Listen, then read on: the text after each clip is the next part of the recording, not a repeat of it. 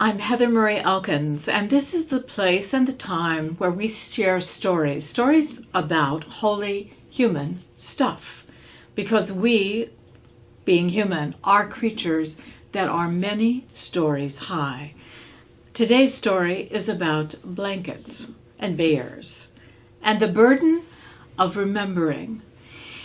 In Drew, we require cross-cultural courses, and over the last few years, we have developed a class called Native American People in Place. There is one object that marks each of these classes, which is in itself different. We go to different places, we visit with different tribes, different Native American educators. But there is one object that is the same in every class. Every place we go, we take a blanket. The blanket is carried into meetings, spread at night when we gather around and lay the day's experience on the blanket and reflect. Someone may ask, why blankets? It is because, particularly for Native American, the blanket was a sign of life and gift. You would live your entire life in terms of what a blanket could do for you and with you. And when you wanted to give a gift, you would give a blanket. So it is a beautiful gift. It is a way of saying, we understand this part of your history, this part of your people, this part of your story. But there is another piece that needs to be remembered about a blanket. If you remember your history, at one time, these beautiful objects that were to hold life and preserve life and be a symbol of hospitality became also a means of death, because blankets that were infected with smallpox were intentionally distributed to many Native American tribes. The purpose? Genocide. So a blanket carries many, many meanings, not all of them, in fact, hospitable.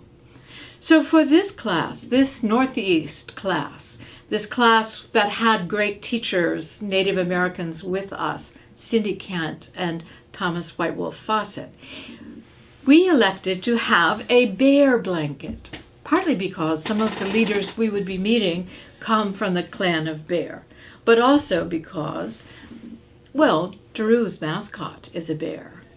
And because I'm from West by God, Virginia, quilts are in fact part of our culture.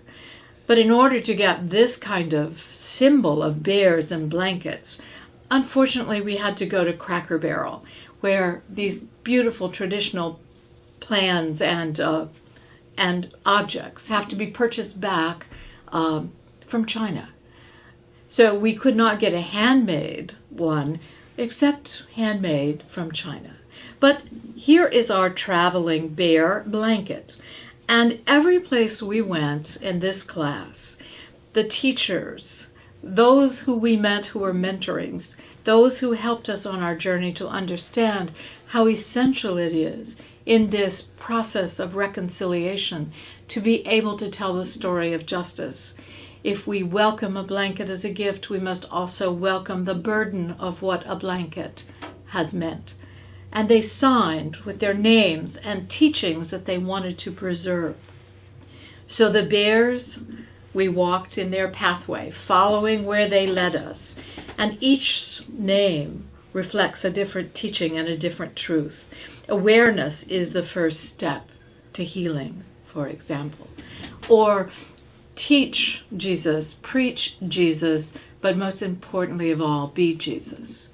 So this blanket gathered up an entire journey and all the teachers.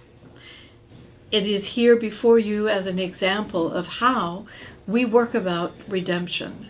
We take something that has been damaged, in fact, almost beyond recognition, and we work at redeeming it purchasing it back by listening to the stories, by caring about those who tell us, by being willing to be taught the hard truths that we perhaps have never learned before.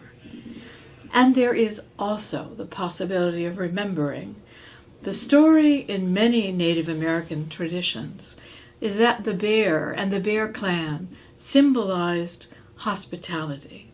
So those doors that open to us were gifted because, in some ways, this symbol was taken into a people's heart.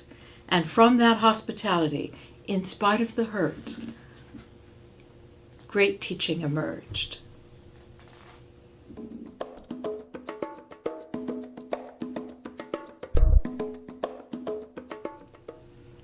How do we redeem history? History that is marked with shame and guilt and extreme suffering that we who are Anglos have in fact inflicted. The first is to be willing to hear and then to bear the knowledge of what our history has been, and then to look for the ways in which we can be of service, to be companions on this way. Our journey of the bear blanket was a journey of redemption, to redeem, to purchase back that which has been lost or sold into slavery. The closing object I'd like to share as part of the bear story is a gift given to me by my younger sister, made by a beautiful artist named Drew. And Drew took, literally, a hymn that some of you may be old enough to remember. It's called Gladly the Cross-Eyed Bear. But what Drew did was to incorporate both the truth of that form of redemption and the humor. So I introduce you to Gladly the Cross-Eyed Bear, whose back also reminds us where the source of our healing comes from. It is in this cross. It is in this created world. And it is in those who are willing to teach us and to forgive. It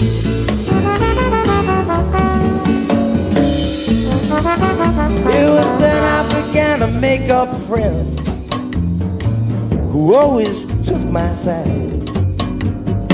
Someone who could have made me laugh and ease my mixed up mind. You know, my best friend did a crooked dance with a red cap on his head, and the name I chose to call him was Gladly the Cross-Eyed Bear.